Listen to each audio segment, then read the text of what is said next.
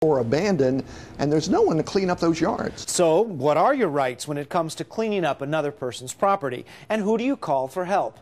Marissa Brainey has your answers.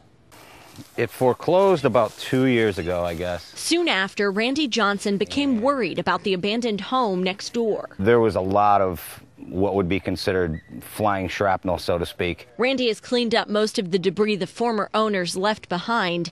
He says this backyard used to be much more of a mess. Metal stakes sticking up out of the ground and 2x4s all the way around this thing. His biggest fear, a storm. Hurricane winds could easily turn debris into destruction. I could just see these things as being torpedoes heading for my house. So. Randy is by no means alone. The streets of Lehigh Acres are littered with, well, litter on abandoned properties. Cape Coral, too, has its fair share. It's a good example of work in progress. We're not finished with this one yet. The city is working to make properties like this one storm safe.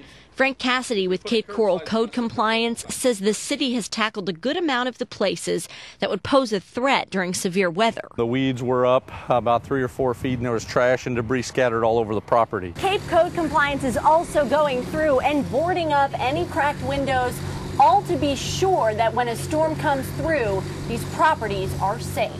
But code may not get to every single one.